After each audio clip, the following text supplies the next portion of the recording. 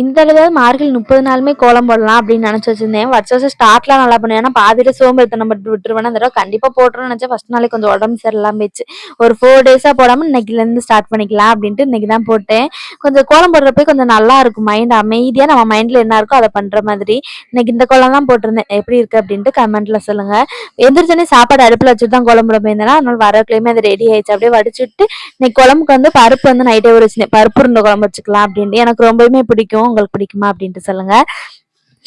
காய் சுத்தமாவே தீர்ந்து போச்சு. சரி இந்த வாரம் முடிஞ்சதுக்கப்புறம் அடுத்த வாரம் ஃப்ரெஷ்ஷா வாங்கிக்கலாம் அப்படின்னு நினைச்சு வச்சிருந்தேன். இப்ப சுத்தமாவே தீர்ந்துருச்சு. அதனாலதான் பருப்பு நைட் ஊற வைக்கிறப்ப கொஞ்சமா இருக்கிற மாதிரி இருந்துச்சு. கடல பக்கம் நிறைய இருந்த மாதிரி இருந்துச்சு அப்படின்ட்டு பாதி எடுத்து ஃப்ரிட்ஜ்ல வச்சாச்சு. ஈவினிங் போல வடை தான் செஞ்சுக்கலாம் அப்படின்ட்டு.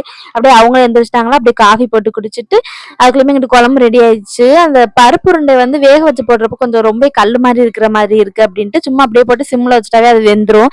பாப்பாங்களும் இன்னைக்கு கொஞ்சம் சீக்கிரமாவே எந்திரிச்சிட்டாங்களா, அதனால கொஞ்சம் நேரம் வெளியில விளையாண்டுக்கிட்டு இருந்தாங்க. அவங்கள பார்த்துக்கிட்டு அதுக்குள்ள எங்களுக்கு சாப்பாடு எல்லாமே ரெடி ஆயிடுச்சு. அவங்களுக்கு லஞ்ச்லாம் பேக் பண்ணிட்டு இன்னைக்கு காலையிலயும் சாப்பாடு தான் வச்சிருந்தேன். எனக்கு அடிக்கடி இந்த சாப்பாடு சாப்பிட பிடிக்காது. உங்களுக்கு எப்படின்னு சொல்லுங்க. அப்படியே அவங்களும் சாப்பிட்டு வேலைக்கு கிளம்பிட்டாங்க. அவ்வளவுதான். Okay bye. மறக்காம சேனலை சப்ஸ்கிரைப் பண்ணிக்கோங்க.